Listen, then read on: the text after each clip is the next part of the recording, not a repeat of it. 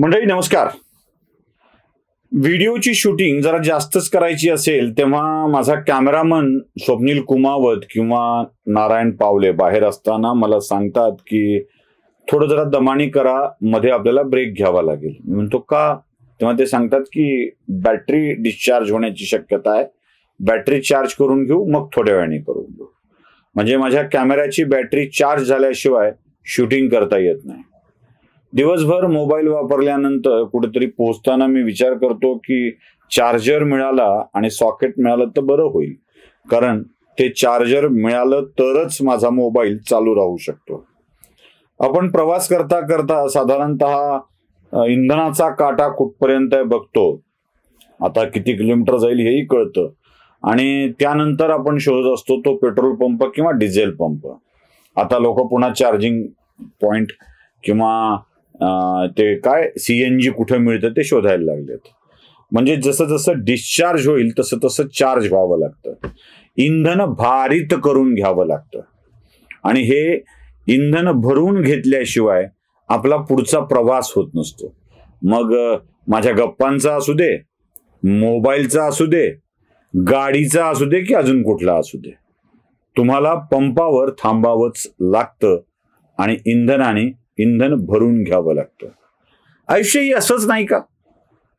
रोज चालत चालत चालत चालत चालत आपण कधी कधी डिस्चार्ज होतो आणि हे डिस्चार्ज झाल्यावर आपल्या प्रेरणास्थळावरून भारित व्हावं लागतं, चार्ज करून घ्यावं लागतं, आणि ही चार्जिंग मग पुढे पुरते.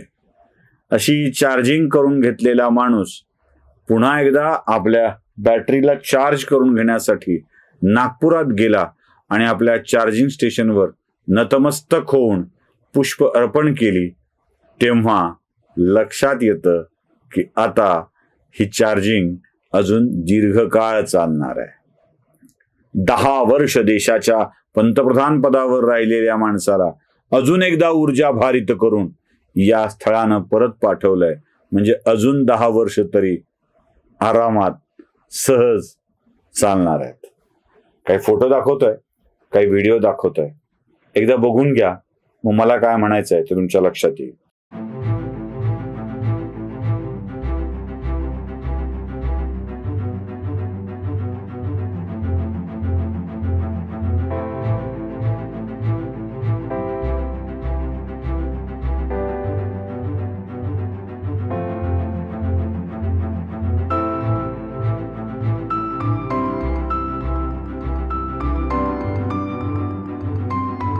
बघितलं?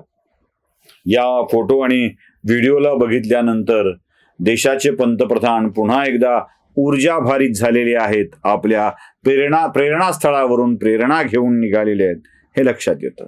मंडळी, पाडव्याच्या दिवशी हा वेगळाच विषय घेऊन तुमच्या समोर मुद्दाम मी आलोय. म्हणजे खरं तर आजच्या दिवशी रोजच्या राजकीय आयुष्यावर बोलण्यापेक्षा, रोजच्या बडबडीवर किंवा लोकांच्या माणसांवर बोलण्यापेक्षा हा विषय घेऊन मला मुद्दाम यावं वाटलं. काय आहे, आपण सतत कोण कोणाला शिव्या दिल्या यावर खूप बोलत असतो, पण एखाद्याच्या कार्यामागची ऊर्जा कोणती आहे हे लक्षात आलं पाहिजे, त्यावर भाष्य झालं पाहिजे. राष्ट्रीय स्वयंसेवक संघ ही संघटना येत्या 10 महिन्यात 100 वर्षाची पूर्ण होईल. 1945 साली नागपूरमध्ये विजयादशमीच्या मुहूर्तावर राष्ट्रीय स्वयंसेवक संघाची पहिली शाखा डॉक्टर केशव बळीराम हेडगेवार यांनी भरवली. त्या घटनेला आता 100 वर्ष पूर्ण होतील आणि एक ज्वलंत राष्ट्रीय विचारकांची संघटना आज आपल्या आयुष्याचं शतक पूर्ण करते आहे.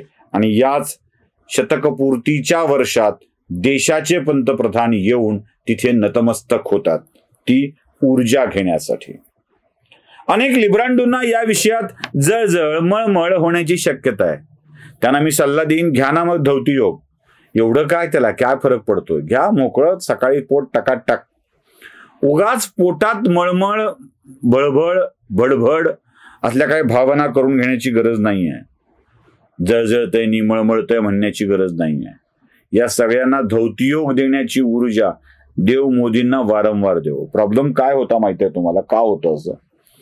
या सगळ्यांच्या निष्ठा फक्त राजघाटावर आहेत. राजघाटावर निष्ठा माझ्याही आहेत, असल्या पाहिजेत. काही गांधींच्या विषयी अनादर असण्याचं कारण नाही, कारणच नाही.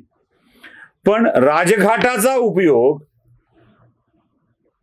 राजमार्ग म्हणून केला, शिडी म्हणून केला आणि फक्त सत्ता प्राप्तीचा उपयोग ज्यांनी केला त्यांना गांधींचं दैवतीकरण करायचं होतं. म्हणजे राष्ट्रपिता महात्मा गांधी म्हणून सरकारी कार्यालयाच्या भिंतीवर गांधी टांगायचे आणि या टांगलेल्या गांधींचा विचार म्हणत सत्ता वारंवार आपल्याकडे घेत राहायची.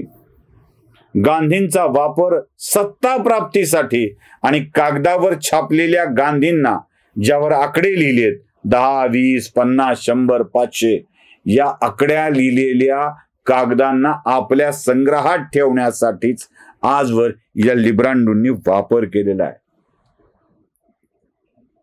गांधींचा वापर स्वतःच्या वैभवासाठी केला, गांधींचा वापर सत्तेसाठी केला गेला आणि सत्ता आणि सत्तेतून वैभव प्राप्ती करण्यासाठीच गांधी हे नाव वापरल्या गेलं. तिथे इदम राष्ट्राय स्वाहा इदम न मम ही भावनाच करणं शक्य नाही. इथे परम वैभवम नेतुमेत स्वराष्ट्रम ही भावना आहे. माझ्या स्वराष्ट्राला परम वैभवाकडे घेऊन जाण्यासाठीचं काम मला करायचं आहे, म्हणून मी या विचारधारेशी जोडलं गेलो हे सांगणं आहे.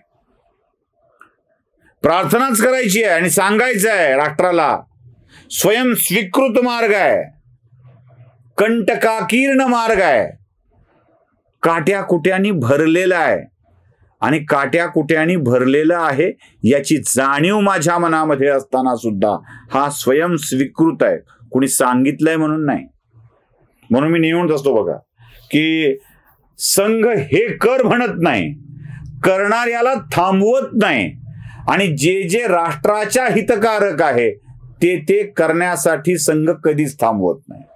त्यामुळे लोक आम्हाला काही जणाला म्हणतात ना की हे संघाचे प्रवक्ते आहेत, संघच बोलायला लावतो. संघ असली कामं करायला लावत नाही, संघ सांगत नाही कर म्हणून. पण जे जे राष्ट्रीय विचाराचं आहे त्याला संघ कधी कापत नाही. त्यामुळं अशा संघटनेत केशव माधवाचं स्मरण करत योगायोग तरी काय असतो बघा. म्हणजे केशवा माधवा तुझ्या नामात रे गोडवा हे भक्तिभावाने आपण म्हणतो आणि इकडेही केशव आणि माधवच आहेत ज्यांच्यामुळंच हा राष्ट्रीय विचार अधिक खोलवर रुजत चाललाय. या ठिकाणी देशाच्या पंतप्रधानांनी जाणं ऊर्जाभारित व्हायला हा एक वेगळा संदेश. म्हणजे स्वतः ऊर्जा इथून मिळते हे सांगणं तर आहेच आहे, पण त्यासोबत अजून एक गोष्ट लक्षात घेतली पाहिजे, ती म्हणजे देशाच्या पंतप्रधानांनी आपली विचारधारा निष्ठा लपवून ठेवलेली नाही आहे, खुलेपणाने सांगितलेली आहे. म्हणूनच या देशाचा नेता जिथे नतमस्तक होतोय, मला अभिमान आहे, ती माझी सुद्धा विचारधारा आहे. नमस्कार.